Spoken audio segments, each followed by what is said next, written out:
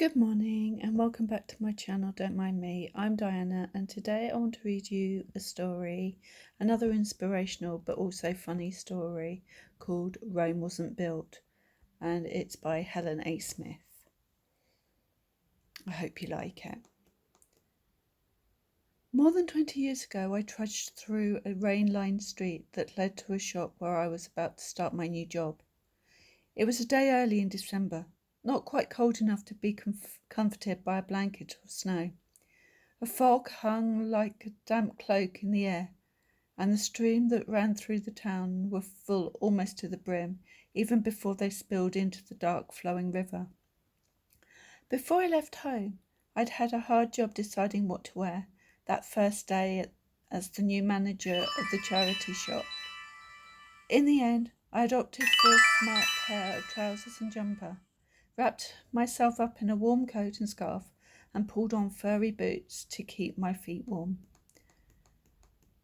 I was to be the first ever paid manager in a shop that had been open for 14 years and been set up by a team of volunteers to help raise money for funds into cancer research. Over the years, the shop had done well with its team of volunteers. It had been led by a dedicated manager who was also unpaid. However, from a retail point of view, the shop left something to be desired. Joan, the present volunteer manager, has decided to take a step back. The shop needs consistency, and we feel having a paid manager will help things move forward. This was what Bruce, the area manager, and my soon-to-be boss, a smartly dressed man, buzzing with energy, had told me at my interview. So, would Joan still be continuing as a volunteer? I asked. She said she'd like to continue to volunteer at the shop. That won't be a problem, will it? No, of course not, I lied. The previous week before starting my job had been spent learning the ropes with a training manager in another town in the area. Val was an older woman, immaculately dressed, who looked more suited to running a department of a major London store rather than a charity shop. Apparently not the type to get her hands dirty, but appearances can be deceptive. I soon discovered on my first day of training Val was indeed made of stern stuff, not the kind to take any prisoners, as they say. I was serving customers on the shop floor when I spotted someone pick up an antique typewriter and head for the door with no intention of paying for it. Quicker than the speed of light, Val held out her hand. "Thank you." She took the item from the man. "I think you'll be wanting to pay for that." Needless to say, he made a sharp exit, presumably never to darken the shop's doors again. Val framed her office doorway. "How are you getting on?" "Getting there, I think." That's a lot to take on board. Val's office was surrounded by potted plants and a view onto a busy market street, where shoppers flitted from shop to shop, carrying large bags of gifts. I had my head stuck in one of the shop's manuals. "A lot of rules to learn," I remarked. "Carefully thought out rules. Stick by them and you'll find you can't go far wrong." "But didn't you just break one of them by accosting a shoplifter before they'd actually left?" "According to the rules, you're only supposed to approach a shoplifter once they've either gone past the cash register or actually left the premises. Come to think of it, you were standing beyond the till point by the doors, so it's a moot point." Val looked like the cat that had got the cream. I've had my eye on that one for some time. I don't think he'll be coming back again. I simply nodded. I couldn't imagine myself being so bold if placed in a similar situation. Well, I'll leave you to get on. I got the impression Val was distinctly underwhelmed by my presence. She probably didn't think I'd last too long in the job anyway. The following morning I started at my shop. The sight of the heavily decorated Christmas tree in the town's market square opposite cheered my spirits somewhat. By late afternoon, strings of lanterns would light up the town's darkening sky in a warm glow. It was a sight I never tired of every year. That first day, Val was waiting to welcome me to my team of helpers. Is Bruce not here today? I asked. He's got held up. He'll be coming later in the morning, she explained. That was a relief. I wasn't looking forward to meeting him. Our last encounter had been awkward, to say the least. There had been nothing sunny about Bruce's greeting when he appeared at the last day of my training upstairs in Val's office. I need to talk to you, Julie. His manner was arctic. Is something wrong? I'd asked nervously. I'll say there is. He slammed down his briefcase.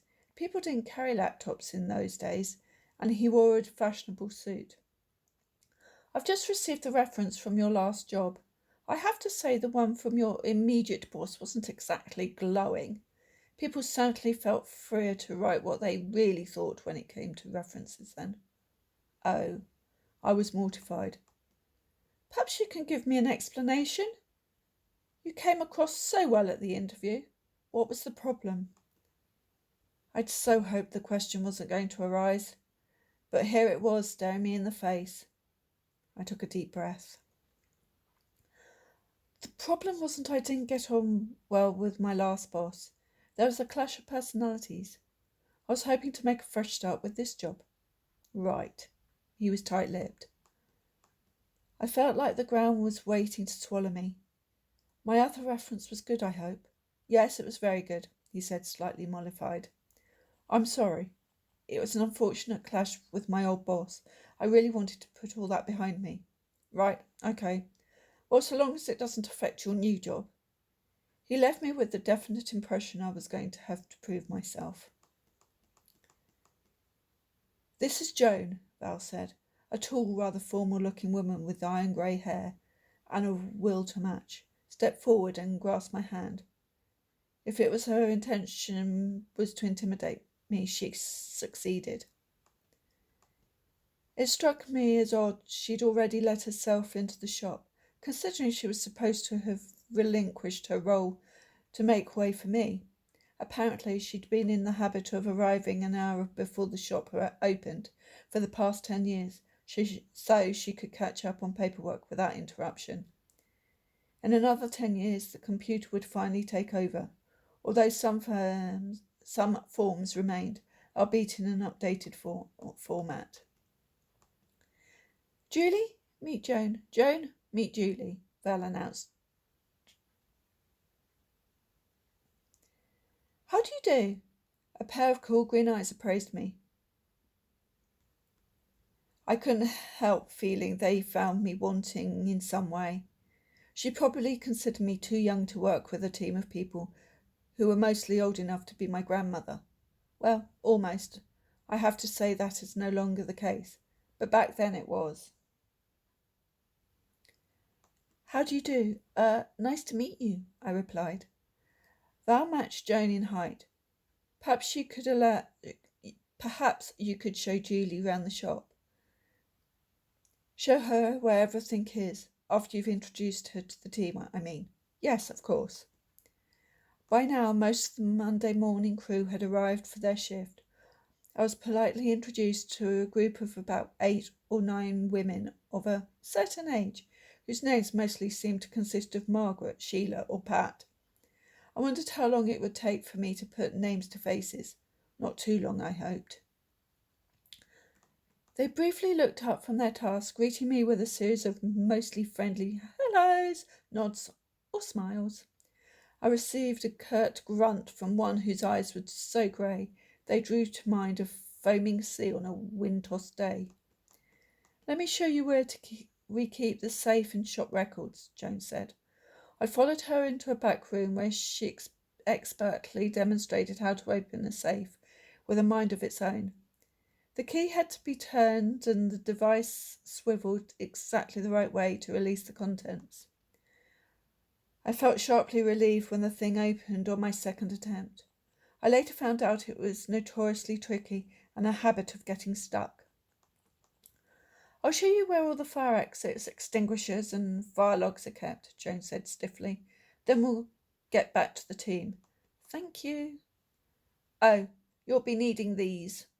She unhooked a fob from her waist and handed over her set of shop keys without looking at me. We have another set we keep at a nearby shop for when I'm away, she explained. I'd like to carry on as the shop's treasurer and do the weekly paperwork, as usual. I wasn't sure I'd like the sound of this. As if sensing my hesitation, she added, I hear you live in the next town and will be relying on public transport to get to the shop. I nodded dumbly. She'd clearly done her homework. Trains aren't always as reliable as we'd like them to be, especially when they're doing engineering work. Are they? I can open up most mornings, unless I'm away, to save you the trouble. Thank you, that would be helpful. So it's a fait accompli. It was true about the travel. I might indeed have problems getting into the shop on occasions. Better to be safe than sorry. Trailing behind her, I returned to the main sorting room, feeling somehow wrong-footed. Vera, the woman with the grey eyes and the air of an indomitable sea monster, proudly turned to Joan. I've steamed and priced my rail of clothes, Joan. What would you like me to do? Hold on a minute, Vera, Val interjected. You'll be needing to ask Julie what needs doing from now on. Humph!